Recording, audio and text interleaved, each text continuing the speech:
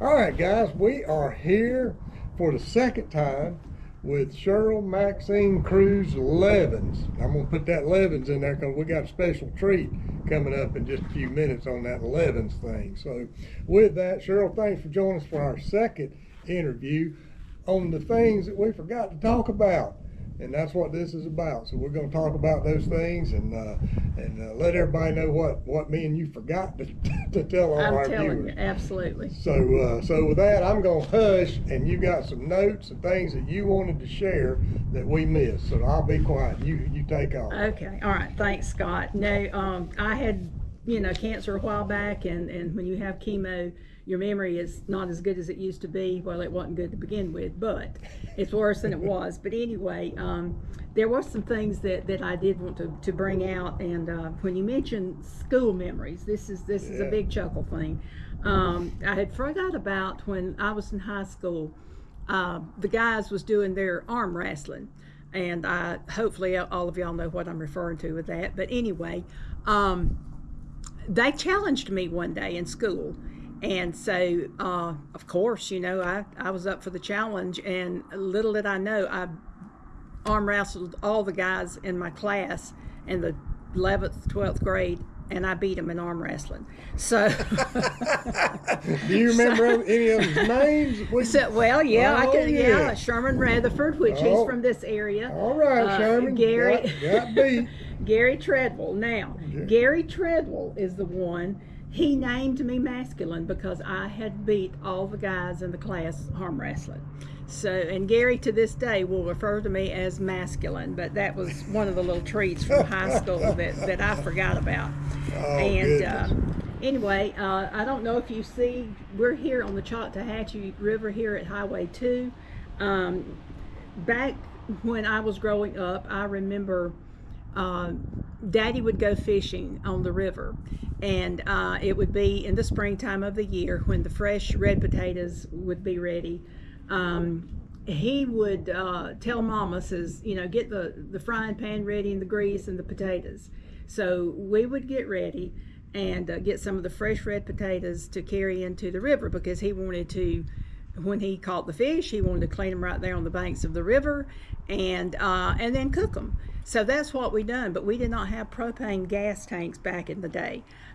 So we gathered up some brick and took them into the river, and Mama would actually fry the fish in her cast iron pot with the grease that we had taken in, and our fresh potatoes, and she would take meal to do the cornbread. They're called hush puppies today, but it was cornbread. But that is a very fond memory of the Choctawhatchee River for me when I was growing up. And that was a fun time. That was just a fun time because you just wasn't prepared like we are today when we have cookouts or whatever.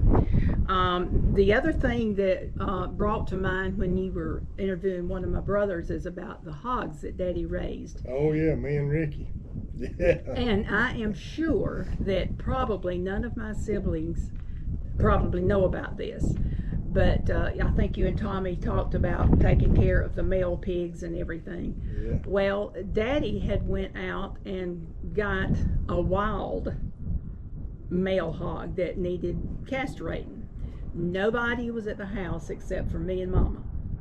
Well, guess what?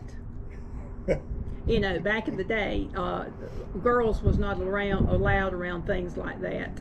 So Daddy decided that hog had to be taken care of that day. Well, I was scared slammed to death to begin with it being a wild hog. So Mama and I go out to the pen. Daddy catches the hog, and he puts his knee down on the hog's neck and just holding it, Okay, Mama's is holding the legs, and he tells me, come here, Sherel, and put your knee in this hog's neck. Now, this is a wild hog. Scared me to death. I almost choked that hog to death because I had my knee right here. But Daddy took care of the hog, and he come back and put his knee in the hog's neck, and I was able to get out of the pen, and I survived that wild hog. But that was my first and last, thank goodness, of my encounters with a wild hog and Daddy taking care of his male parts. But anyway, Scott said I would be doing most of the talking, and I didn't really realize I would be, but I am rattling on here. But I'm just taking some of my notes that I remember. Scott, you and Bobby loved Mama's bread pudding. I think it was mentioned in one of the interviews you did. Oh, but, yeah. But Mama would take her cold leftover biscuits and make a bread pudding, and I think it was just made with the biscuits and some sugar and milk. And if she had raisins, she would throw a few raisins in there. A lot of times she didn't have the raisins, but she would put it in a cast iron skillet and put it in the oven and bake it. And it was very good. But you and Bobby ate your share of that. We ate it because, like I told them, that she cooked biscuits at every single meal. Mm-hmm. So we always had leftovers. Absolutely. And then, of course, Mama's sweet tea. She was known for her sweet tea, and Bobby would get in from school sometimes and just walk over because at that time, several times they had lived across the road from Mama and Daddy in the brick building, the block house that we lived in. And he always had to come to Granny's and get him some sweet tea. And that was Bobby Paulin. That was Francis's son, and they lived, like you said, right across the street. So that being a grandson, me and him, we were both in there and loved that bread pudding and sweet tea. So, absolutely, yes. And Bobby is only 8 years younger than me, so he actually grew up more like a brother to me, and you as well, because you were there in the house with us the whole time. Yeah, you were. Yeah, you were. Yeah, absolutely. Things was mentioned about Papa Barnes, my granddaddy. He was an Assembly of God minister. Some of the things that my mama talked about that I remember, he would walk to church most of the time to preach. My grandmother Barnes at the time, some of the children were not old enough to make that walk, so my grandmother would actually fix him a meal to carry with him to church on Sunday, because he would stay over and preach on Sunday night, and then he would walk back home after the services on Sunday. So times has changed quite a bit from that part. And I think you're probably going to get some more information from him, from my uncle, a little bit later on in the later interview. And I can't remember if I brought this out in my interview or not, but I was like 7, I believe, when he passed away. This is Papa Barnes. And his full name was Jesse Monroe. Jesse Monroe. He was known as J.M. Barnes, Reverend Barnes. But I was like 7, I believe, when he passed away. But one thing that I do remember, that he could whistle. How far was our house from down there where he lived? Just oh gosh, not that far. Yeah, not too far. But it was a pretty good little way too, pretty good little walk. But you could actually hear him whistling. He could whistle, and it carried. He had a voice that carried. And also, when he sat down to say the blessing, when it was time to eat, he did not sit down at the table like we do today. He would literally turn his chair around and kneel down and pray. He wouldn't say just a slight little prayer thanking for the Lord for our food, but he actually prayed, and it took him a while to do so. But that was the main thing that I remember about my Grandpa Barnes, and I may have already shared that, but I did want to bring that back out.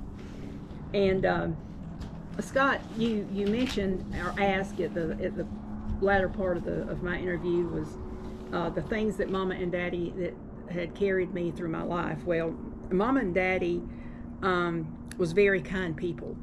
They loved to help people, and they would help anyone that was in need. They taught us how to work. They taught us respect, not only for each other, but for the other person's property. You just did not mess with anybody else's property. That was something that Daddy said about Papa Barnes, that when he would work and do stuff with his tools or borrowed anything from somebody, that it was always given back better than what he got it. Absolutely. And yes, it was returned. And a lot of people nowadays, I mean, they'll come borrow it and you won't ever see it anymore.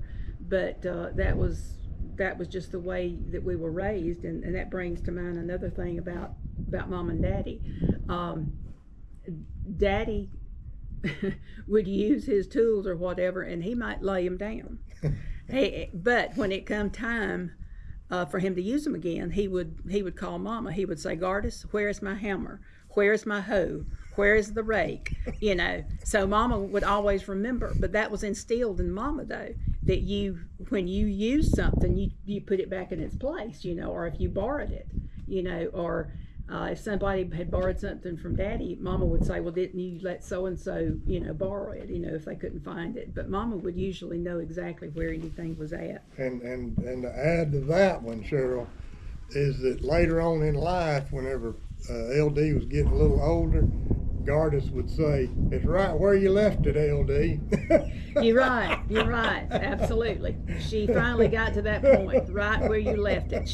I guess she got tired of, following in his footsteps, trying to go hunt it. But anyway, they always, they taught us to treat others like we would like to be treated, and to always do our best at whatever we did do.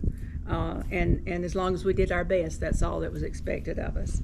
And I've already been about what Mama would do with Daddy's tools and everything. Daddy didn't follow suit with trying to put it back where he got it from. But anyway, that was just Daddy, and you just knew that's how it was. We also stated in a lot of the interviews, I think most of them was mentioned, that Mom and Daddy didn't have a whole lot of education, but they knew the importance of an education, and they wanted us to have an education. And I think it speaks volumes for both of them that with them having 8 children, that all 8 of us was able to finish high school. We were given the opportunity to go on to college, but for whatever reason we all chose not to. But Daddy always said that if we wanted to, he would make sure that we was able to do that. They saw the importance of an education, and Daddy always said as long as we put our feet under his table, we would get an education. And that's just something that's just not even heard of today, with 8 children actually being able to finish high school in the trying years, really. So, but this is just some things that I really wanted to point out. And talking about the goodness of Mama and Daddy, I had a great uncle. It was my mama's daddy's brother. His name was Elias Barnes. He was a good person. We called him Lyres, but it's actually Elias. He drank quite a bit, and he would come by quite often to visit with Mom and Daddy. And he didn't have a place to live, so Daddy builds just one room in our backyard. There was not room in our house for him, but Daddy did build him a room, and he put electricity to it. There was no water to it, so he didn't have a restroom or a bathroom out there. He would come out to our house to do that, take his baths, and he would eat with us. But Daddy did that for Uncle Lars, and he stayed there for a pretty good while. Daddy had one condition, though, that he couldn't drink while he was there, and his buddies couldn't come there and drink. And he held to it for a pretty good while. But one thing, he always walked with a walking stick, and he loved collard greens. And when we had collards, he always asked for the syrup, and he would pour syrup, oh goodness, over his collards. And I have never in my life seen anybody else do that. I love collards, but I don't think I could handle syrup with them. But now Uncle Irish did. That's the way he ate his syrup. But just touching a little bit on that. And yeah, Lyris now, Uncle Lyris was Reamer Barnes' daddy, which is Randy Barnes. I call him my Randy Barnes, but that was Randy's granddaddy, and Kathy and Mike and Candy and Jeff and Trish, I think. And that was all of their grandpa was Lyris. And the other thing that we've come out in all this is that you know, what we've seen was Lyris is the one that killed the doctor over in Esto. Yeah. And as we've gone through this, we found out that I think about every generation of Barneses has killed somebody. Yeah. but anyway, that's a whole sidetrack. That's another whole story. that's a whole nother interview. But yeah, that was some good stuff there, and I'm glad you were able to have time to think back, and we could have a second take to talk about that stuff, because you know, those are some of the good times that you're talking about, and castrating those hogs was not any fun with LD. No. So y'all watching this, that was not fun. I mean, we were all scared to death of those darn boars. I'm telling you. But I couldn't believe he even asked me to do it, but there was nobody there. So it doesn't matter what it was, you done it. But we've got. I didn't mean to cut you off. That's But do you okay. have any other things you want? No, I don't. I just want to take just a minute here. Actually, where Scott and I are sitting, you know, there's been several floods in the area, and that has not been mentioned through the interviews. But actually, where we are sitting, this Choctawhatchee River came out of its banks and was up here.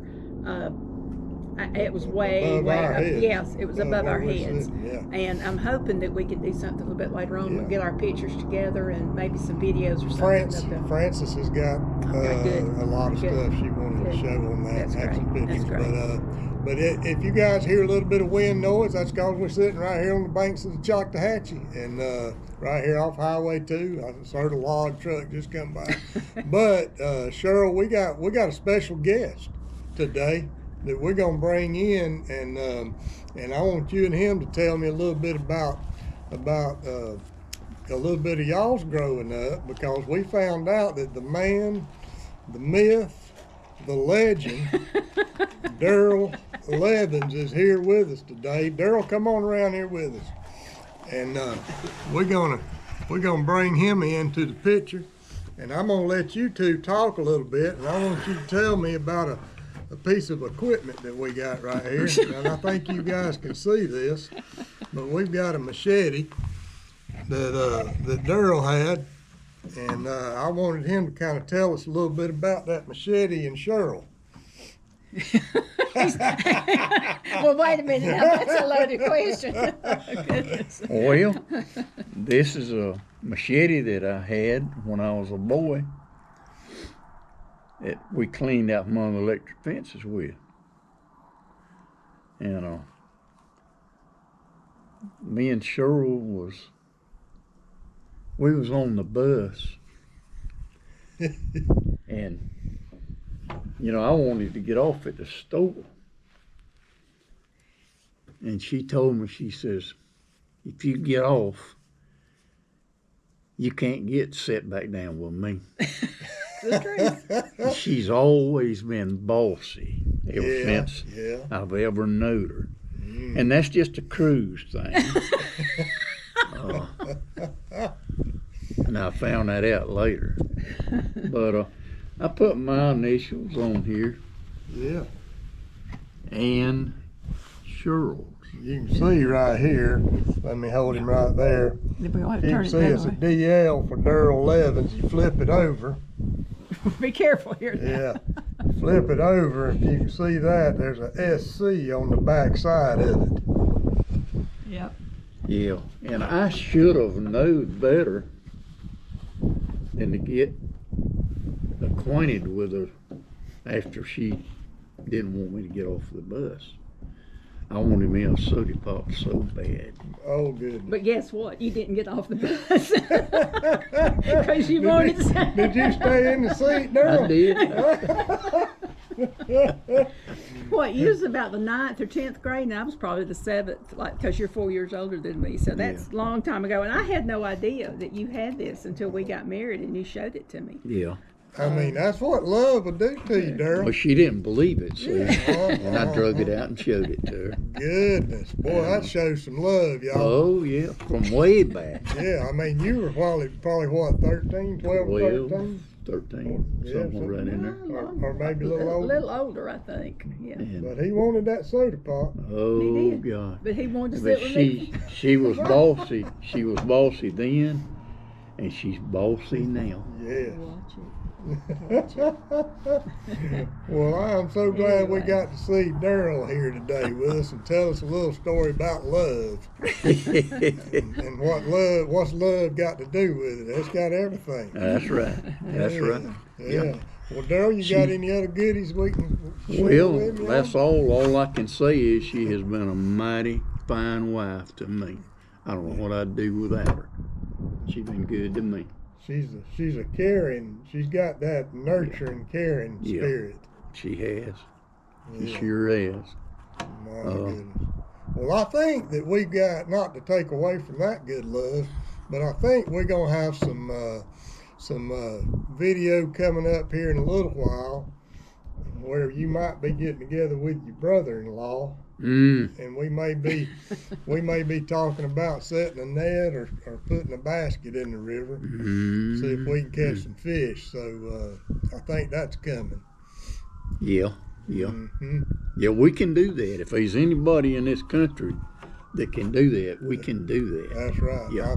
I'm sure it's probably illegal, but Well, to us, it's not. no. No, it's just a matter of providing food for the family. See, There you go. He's got one. and we were taught coming up to do these things, and so it couldn't be wrong. Matter of fact, if y'all can hear them sirens in the background, we may have to get out of here because they just heard Daryl Evans was fixing That's to go to right. the river. Hey, Scott, you Lord. might want to pan around and Yeah. show that because Daddy helped build the other bridge Right? that was here. This has been built since the floods. Yeah. But the bridge that was here before, Daddy actually helped build it, and he fell off of it. Goodness. Well, we'll show that here in a little bit, but I appreciate all y'all sticking with us today and getting a little bit of more info on Sherel, and we had the man himself here with us, Daryl, and getting some more info. So we thank y'all for tuning in for this second edition, and we may have some more coming, so y'all just stick with us. We down home on the Chattahoochee. Y'all hang in there.